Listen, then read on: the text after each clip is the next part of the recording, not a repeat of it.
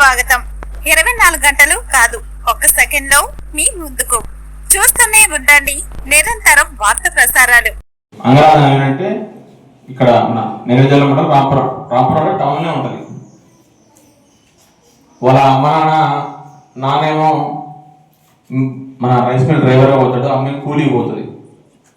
వాళ్ళకు అంటే మా డ్రైవర్ షబ్బీర్ ఉండే, అమ్మ నీ కొడుకు ఇట్లా జాబ్ వచ్చింది కదా సివిల్స్ అంటే, ఏమో నాకేం తెలియదు, మరి మావాడు నాకు చెప్పలేదు, వచ్చిందంటే జాబ్ ఏదో వచ్చిందంటే, కానీ మేము మరి కూలికి ఎందుకు పోతున్నాం అంటే పోకపోతే వెళ్ళదయ్యా మాకు అని చెప్పి చెప్తుంది వాళ్ళమ్మ.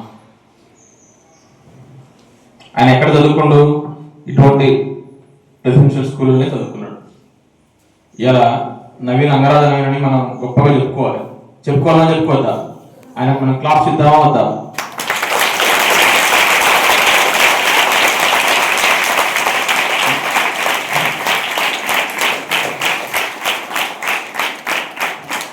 ఒక నిరుపేద కుటుంబం నుంచి వచ్చి ఇప్పుడు ఆయన గ్రూప్ 4లో డిపిఓ పంచాయతీ సెక్రటరీ, మన డిస్ట్రిక్ట్ పంచాయతీ ఆఫీసర్గా జనగామ జిల్లాకు చేస్తున్నాడు.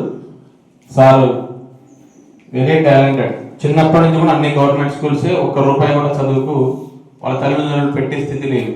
ఆ అబ్బాయి చదువుకున్నాడు, సోషల్ స్కూల్లో చదువుకున్నాడు, ఇంటర్ గవర్నమెంట్ డిగ్రీగా మన హైదరాబాద్లో చేసిండు, MBBS కంప్లీట్ చేసిండు, కంటిన్యూ గవర్నమెంట్ జాబ్స్ పెడితే రాసిండు. గ్రూప్ 1 సెలెక్ట్ అయ్యిండు.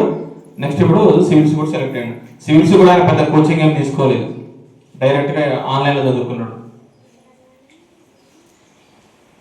మన చుట్టూ పిల్లలు ఆయన ఇప్పుడు ఆయనకు IRS కానీ IFS కానీ వస్తాడు. ఆయన అక్కడితో కూడా ఆగడు, అది మీ అందరికీ తెలిసే ఉంటుంది. అక్కడితో ఆగడు, ఆయన ఏజ్ కొట్టిన దాకా మళ్ళీ చదువుతాడు.